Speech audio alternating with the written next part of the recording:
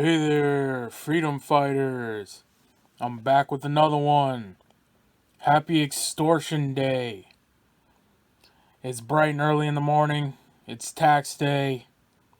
I hope you didn't get extorted too hard at the end of a barrel of a gun. And if you are receiving this message, I guess you're still breathing. You didn't get executed by the tyrannical government like they did to Bill Cooper. Just trying to live free and, outside of the system and away from a rogue, illegitimate, criminal, tyrannical government. And they can't have that. So it's comply or die. And, if you dare to be free, they'll give you a bullet, put you in the ground. It's modern day tyranny. But it's nothing new that hasn't happened since the beginning of time and, what the country started on. No taxation without representation. Do you feel represented? And I know they'll say, oh, freedom, you send your representatives to Congress and, all that. And it's like, yeah, I mean, what good does that do? How many people think they're, congressmen, their representatives are representing them? How many of your representatives are out there on the House floor, saying to take your guns, take your freedom away? And then meanwhile, they're pulling money out of your pockets. It's an absolute joke. A representative government would be enforcing the Constitution. And when tyrants come up with stuff like that, and politicians like Beto and, they're all on record. Hey, we're going to take your ARs, your AKs. Biden doesn't even know what world he's living in. He's like, yeah, your AR-14s and, whatever. They say, are you going to take assault weapons? He's like, bingo. A representative government would be holding them accountable and arresting them for treason. And then I'd be like, okay, I'd think twice about this thing. I'd gladly stroke a check. I'll gladly give you my money because you're representing me. And I approve of the job you're doing. But no, you're out here sending our money off to Ukraine, sending off our money, again, always playing world police and taking care of the whole world, but we're in shambles over here. And it started, your country started on rebellion. And again, no taxation without representation. And here they are throwing the tea in the harbor, saying we're not going to take it. And correct me if I'm wrong, I think it was like a 2% tax on tea. You live in a country now. Your children live in a country now where they pay more than 2% tax on tea. I mean, what's base tax now? I mean, I think it's different everywhere, but it's like 4, 5, 6%, and on everything. When they swipe bread, milk, eggs, whether it's a gallon of tea, they're charging you 5, 6%. And it goes beyond that. I mean, they're taking money out of your checks.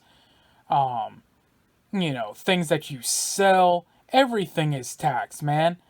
They suck every last dollar out of your pocket and then tell you it's not enough, they need more. And then again, then what do they go do with it? I mean, if they were representing you, okay, maybe. But then they go, squander it, on bullshit. Incredible. It's pathetic. This country has just gone so far. And I remember this one video, and I probably can't find it now, but, I wish I could play the clip.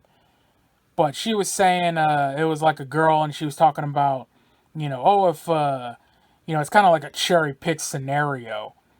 But it got the point across. It was like, let's say, you had $1,000 and it was gifted to you. there was some kind of like gift tax or something, or like a received, you received the money, so you pay the tax on that. And then let's say, you bought something and then sold it and then made a profit on it. Then you would have to get the tax on that. And then she went through this whole other scenario. Then you do this, and then you gift some to someone else, and then they tax that. And then like maybe you pass away or something, and then there's a death tax. So now they're even taxing you on your way out.